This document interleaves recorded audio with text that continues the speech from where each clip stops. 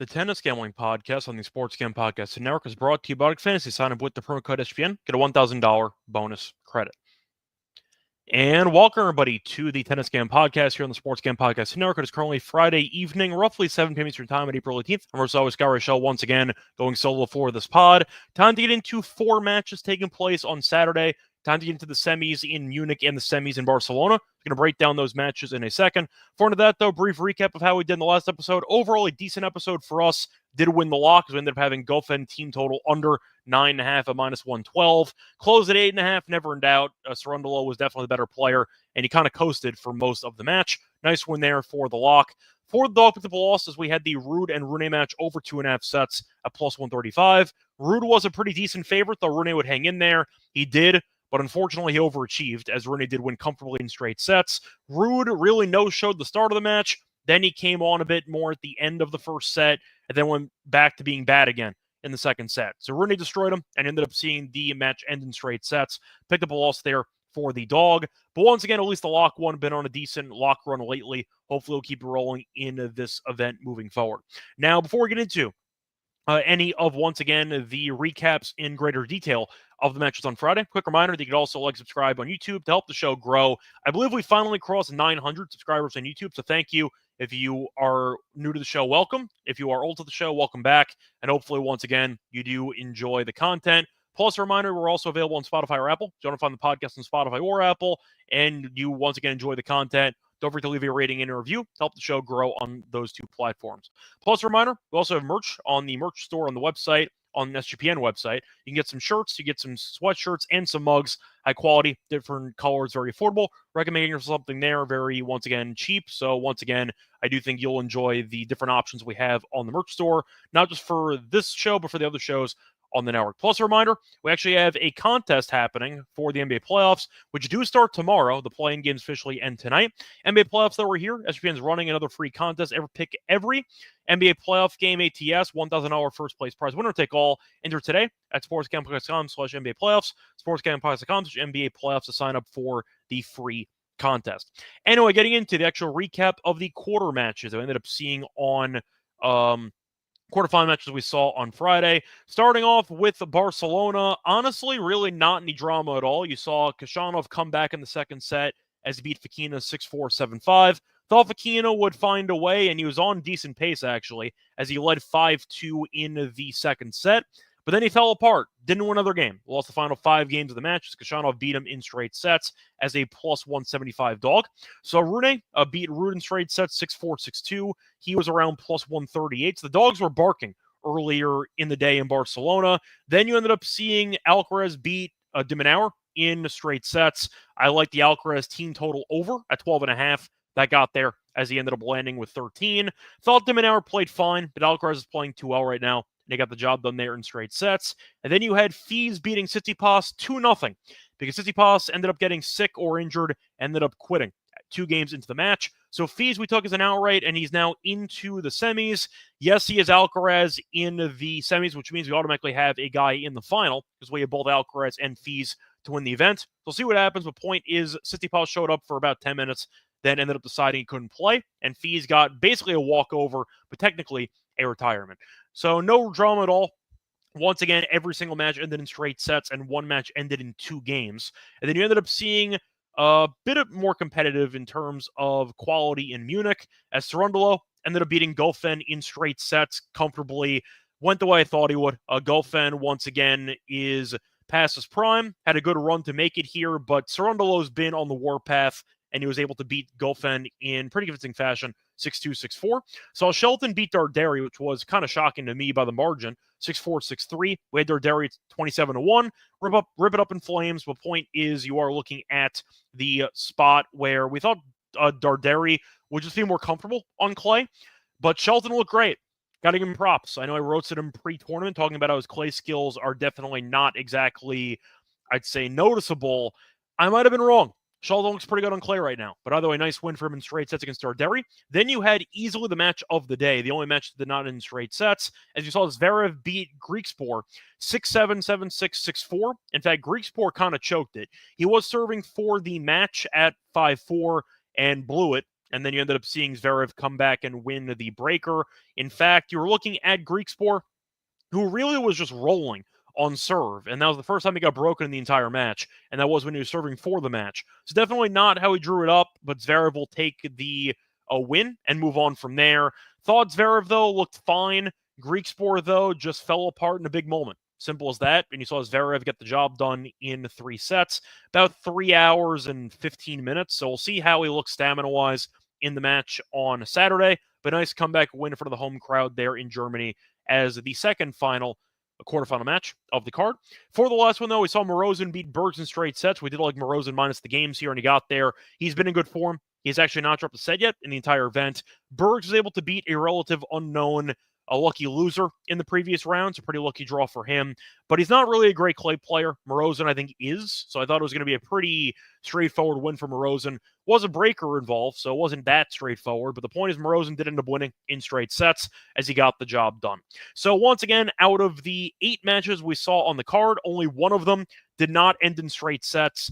Technically 2, because Fees ended 2-0 in games, but only 1 match went to a third set. So a bit boring and a bit anticlimactic, but overall a good episode for us, both for the lock and for the actual picks. And for the outrights, I got to recap, by the way, because we do have some life in the events. So for the outrights, starting off with Munich, we do have a couple of people left. We have Cerundolo, or we have one person left. We have Cerundolo at plus 625. Did end up getting a void on Leheshka, and we saw Darderi lose on Friday at 27-1. Still like the price. He was favored in a quarterfinal match, just could not come through. But either way, Cerundolo is our only guy left at plus 625. Massive favorite against Shelton in the semis, so hopefully gets into the final and beyond. For the Barcelona event, though, we automatically have a guy into the final, but we also automatically lose an outright in the semis, as we have Alcaraz at minus 118. And we have Fees at 13-1. Did lose Rublev at 11-1, but Fees at 13-1 and Alcaraz at minus 118.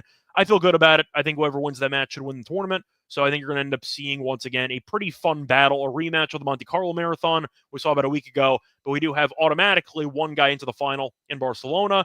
And we have a minus 330 favorite in the semis of Munich to get 2 separate guys into the finals of events. So once again, pretty good for the outrights. We'll see what happens as the matches unfold. But once again, can't really complain.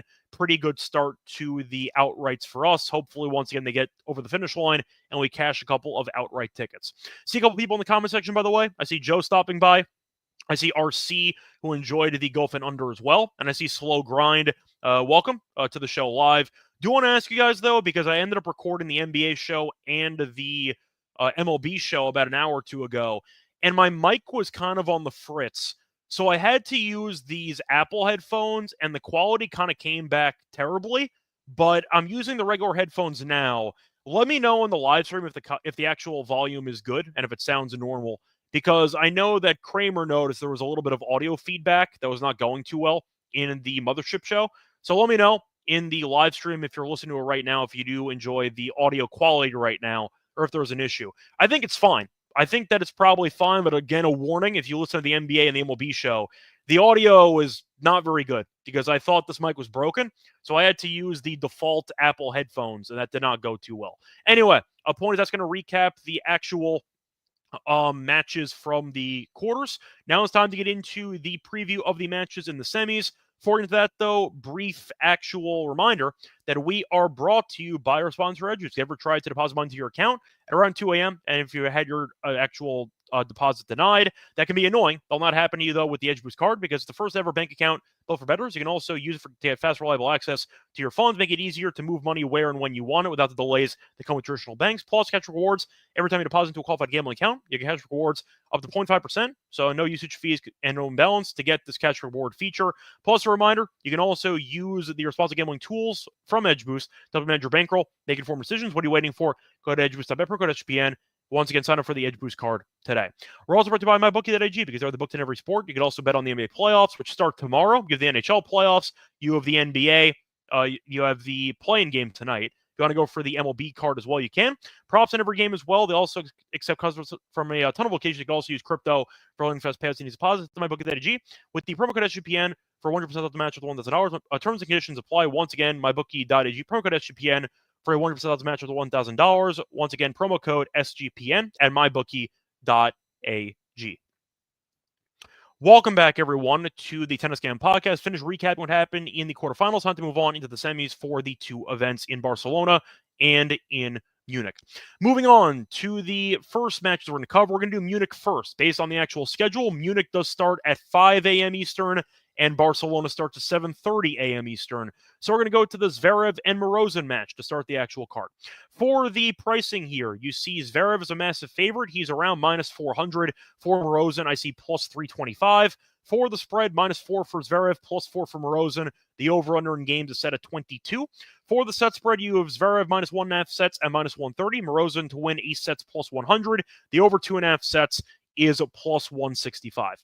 So we saw Morozin look sharp against Bergs. For the path so far, not great competition. Beat Engel in the first round in straight sets. Beat Humbert, who's been in bad form, but still a good opponent nonetheless in straight sets, and beat Bergs in straight sets as well. So Morozin's won 6 straight sets to start this event. As for his opponent in this one, Zverev was looking sharp in the first couple rounds, then had an absolute scare against Griekspoor as he was on the brink of losing. You saw Griekspoor serving for the match and ended up getting broken, and Zverev came back and won. Beat Altmaier, though, in straight sets, and beat Muller in straight sets. So you're looking at, once again, a pretty interesting battle because Zverev had to play 3+ hours yesterday. I know he's in good shape, so I think he should be fine. But you could argue, not the easiest turnaround having the early match the day after, playing for 3 hours and 15 minutes. So for me, I'll go with Morozin. In my opinion, to keep this match close. Think he'll be able to hang in there, at least to some degree. I think Zverev's going to win, but I do think that Morozin's been playing well enough where he could win a set. I think he can keep this close. If you want to go for team total, you can find Zverev team total over 12.5 at around -140. I don't hate it. Faced off one time before. They ended up facing off in Miami last year, and Zverev did win 6-3, 7-5. But I think you're looking at Morozin, who's been playing good tennis. Zverev, though, got a scare. We know Zverev does occasionally have a slip-up. He almost had that on Friday. Maybe it has it again, but I think you're looking at Morozin, who's played well. I think he can keep this close. Give Morozin to win a set here. Think Zverev might win in 3, but I think you're looking at a spot where Morozin, once again, can keep the match interesting, and I think he can maybe even win it outright. I think I would, once again, pick probably a Zverev win if I had to go for it, but I think that Morozin can keep this match close, and I think that Zverev showed some signs of vulnerability over the course of that match on Friday. So I am going to go with the, once again, Morozin to keep the match competitive angle. I think it'll be a pretty entertaining match nonetheless. Moving on to the next match in Munich. You have the match between Cerundolo and Shelton. For this one, you have Cerundolo massive favorite, around -300. You have Shelton at +250. For the spread, you have -3.5 for Shelton. You have +3.5. -3.5 for Cerundolo, +3.5 for Shelton. For the over/under, I see 22.5 games. Set spread, you have a Shelton to win a set at -125. You have Cerundolo to win in straight sets at -105. For the over/under, I see the over 2.5 sets at +150. So for the actual matchup faced off in Indian Wells about a year ago, and you saw Cerundolo win that one in 3 sets. I know it's a hard court, but Indian Wells does play slow, so maybe a decent comp. Actually, I misspoke. I meant Shelton won in 3 sets. 2 breakers, did lose the set in between, 6-3. So Shelton's 1-0 in the head-to-head. Now, it was on hard court, but we have seen Shelton play well so far in the event. Had a scare against Gojo in the first match. Has not dropped a set since. Beat the Zandschulp and ended up beating Darderi comfortably in the match on Friday. For Cerundolo, he has not dropped more than 4 games in a set. He's been coasting, beat Struff, beat Shevchenko, and beat Goffin. Not really the best competition, but still a good showing nonetheless, and he's the better clay player when you're comparing him to Shelton. The question is, can Shelton keep this match close or will he get destroyed? I think I am going to pick Cerundolo to win, probably in straight sets, but I think that Shelton can win a set. I'll go with the over 22.5 games. Shelton and Cerundolo have served well here, and Shelton we know has a very good serve in general. I see a close matchup. I don't mind the Cerundolo team total over in this one, but I think you're looking at Cerundolo maybe having one competitive set and then coasting in the other one. I think Shelton's been giving it a very good run so far in Munich, but Cerundolo is a much better player, in my opinion, than the other guys he's faced off against. Darderi did win a title. He was in good form. I think Cerundolo, though, is a better clay player, objectively speaking, so I'll go with him to win. But I think this price is pretty steep at -300. Shelton maybe wins a set, so if you want to go for the over 2.5 sets of +150, I don't hate it. But I am going to go with Cerundolo to win. Don't mind the team total over or the full match over, but I see it being somewhat close. But I'll go with, once again, Shelton's dream run to end here. Give me Cerundolo in this one to win, in my opinion, in straight sets. Moving on to the next match for the card. You're looking at the Barcelona card, actually. So moving on to Barcelona, the early match on the actual schedule will be between Alcaraz and Fils. Once again, a rematch of what might have been the best match of Monte Carlo, besides maybe the de Minaur and Musetti semifinal match. For the pricing here, Alcaraz, massive favorite, obviously. He's around minus 335. For Fils, plus 280. For the spread, you have minus 4 for Alcaraz, plus 4 for Fils. For the over-under in games, I see 22. For the set spread, you have Alcaraz minus 1.5 sets. You have Fils plus 1.5 sets. Both of them around the same, around minus 115. For the over for sets, I see 2.5 at plus 145. Now, Alcaraz has looked sharp. He's had a couple of scary sets, though. Had a 7-6 against Quinn and a 7-5 against de Minaur. So, point is, a couple of close calls, but he has not dropped a set yet. Fils, though, has been rolling. He ended up winning the first set in a breaker against Busta. Since then, he has not dropped more than 3 games in a single set. Faced off, though, about a week ago. So, Alcaraz will lose the first set. He was down to love 40 in the 5-5 game in the second set. Came back and won as he won in 3 sets. So, the question is, will this result be any different, or will Alcaraz win a marathon? I think it's the same. I think Alcaraz wins in 3. I'll go with Alcaraz team total over, though, at 12.5 at minus 130. Think you might get a marathon set in there. Maybe he wins in straight sets in his home country. But Fils looked very sharp. That's why we took him to win the event. Alcaraz, though, has been playing well. I'll go rinse and repeat here, and I see that Kazi agrees with me. I just think Alcaraz will win one competitive set, and I think he'll end up winning another one, probably 6-3. Maybe it goes to 3 sets. Maybe Fils gets revenge. I don't see a world where Fils wins in straight sets. I think Alcaraz will win at least one set here, so I am going to go with the Alcaraz team total over as my play. I liked it against Fils, and I like it again here. So I'll go with the over 12.5 games here for Alcaraz. I hope Fils wins. I think it's definitely a nice story if Fils is able to get revenge, and you don't have Alcaraz winning back-to-back clay events. It's kind of boring. But Fils, I think, has given a good showing over the last couple of weeks where he showed that he can hang with Alcaraz on clay at least enough to once again be on the brink of winning. That's enough for me. Give me the team total for Alcaraz in this match. Moving on to the last match on the card, you have Khachanov against Rune. For this one, you have Rune's decent favorite, minus about 180. You have Khachanov at plus 160. For the spread, minus 2.5 for Rune, plus 2.5 for Khachanov. The over-under in games at 22.5. For the set spread, you have Rune in straight sets at plus 140. You have Khachanov to win a set at minus 170. The over 2.5 sets is plus 135. So for this one, going through the head-to-head, they have faced off one time before. Faced off at an exhibition on hard court, and you saw Rune win 6-4, 7-5. That was back in 2024. Do I care? No. It was an exhibition. Really means nothing. Now, Khachanov has been looking sharp so far in the event. Had a bit of a scare, losing the first set to Norrie in the first round. Has not dropped a set since. Ended up beating Norrie 6-4, 6-3 in the last 2 sets. Beat Munar 7-5, 6-4, and then ended up beating Fokina 6-4, 7-5. So he's been playing well. Happy to see it. He's had a pretty bad year. We'll see how he looks in the remainder of the schedule. But a good look for Khachanov with the French Open coming up. So we'll see how he does in this match. For Rune, he's been good as well. Saw him beat Ramos Van Olsen straight sets, 7-5, 6-4. Lost the first set to Baez, then beat him 6-1, 6-2 in the last 2 sets, and then beating Ruud 6-4, 6-2. I think based on skill, Rune is the better clay player. The problem is, do I think he's going to be a head case at some point, and will he potentially punt the set accidentally? He might. He almost did against Ruud as he was up a break, ended up punting the break away, and then Ruud was dumber and ended up breaking himself again. As you saw him punt the first set back to Rune. So Rune had a chance to win the first set comfortably, and then he ended up fumbling it, but he got it back. So I think that they're looking at a pretty competitive matchup here. I think I like the over in this one. I think Rune should win the match, but I don't see much value at minus 180 because I think Khachanov has the game right now that can give Rune problems if the serve is on and if Rune does have some, I'd say, questionable shot selection over the course of a set. So for this one, give me the Rune team total over in this one. I think it'll be close. I think Khachanov could win maybe a 3-setter. I don't mind the over 2.5 sets. But I think Rune, if he ends up winning, might get a 7-5 or 7-6. Said before, Khachanov has had a 7-5 set in 2 straight. He's had at least 12 games in a set in actually a very, very long run here that I have to actually go a bit deeper into because Khachanov had at least one set with a 7-5 or a 7-6. In every match in this event, the only match in Monte Carlo, he had it happen in both matches in Miami, a match in Indian Wells, and he also had it happen in, okay, so the Mensik one was a 3-setter, but there was no 7-5 or 7-6, which means that Khashanov's had at least a 7-5 or 7-6 set in 3, 4, 7 straight matches. So I like the Rune team total over. I think that's a decent angle. Maybe he wins a set comfortably and wins one in a war. Give me Rune team total over in this one at 12.5 as my main thought for that match. Anyway, let's wrap it up for the 4 matches on Saturday. Now it's time for the lock and dog plays. Before we get into the actual lock and dog, a reminder they're brought to you by our sponsor, Fantasy. You can play their own pick'em.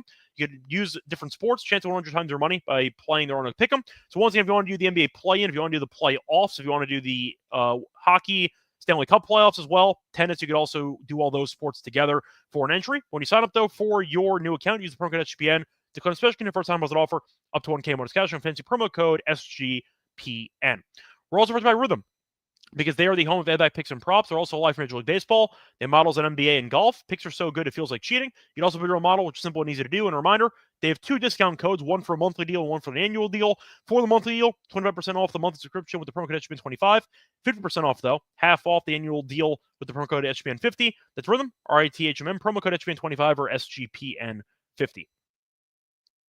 Welcome back, everyone, to the Tennis Game Podcast. Finished going through all 4 matches on Saturday. Now it's time for the lock and dog picks. For the lock, I'm going to go back to that Cerundolo and Shelton match. Give me the Cerundolo team total over 12.5 at minus 140. Saw this on FanDuel, which was the best price. Most books had 150. I saw a couple 13s as a team total, but I see 12.5, so I'll take it now before the line moves. Cerundolo, though, has been playing well so far in the event. He's not dropped a set yet, but Shelton has been involved in a bunch of marathon sets because his serve is really, really good.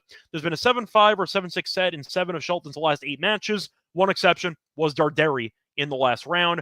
Point is, though, he's had a bunch of marathon sets, and you're looking at both guys serving well in the event so far. Shelton has held serve in 92% of his service games in the event, and Cerundolo is not far behind at 83%. So both guys are serving well. I can see a 7-6 or 7-5 here, maybe a couple of them.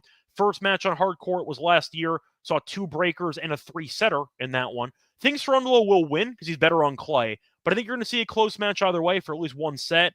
And I do think with the head-to-head history suggesting you might get at least one breaker in this one. Give me Cerundolo team total over the 12.5 games, my lock here at minus 140. For the dog, I was torn between taking Morozin to win a set or taking the over 2.5 sets in this one. And I think at the end of the day, I don't see Morozin winning in straight sets.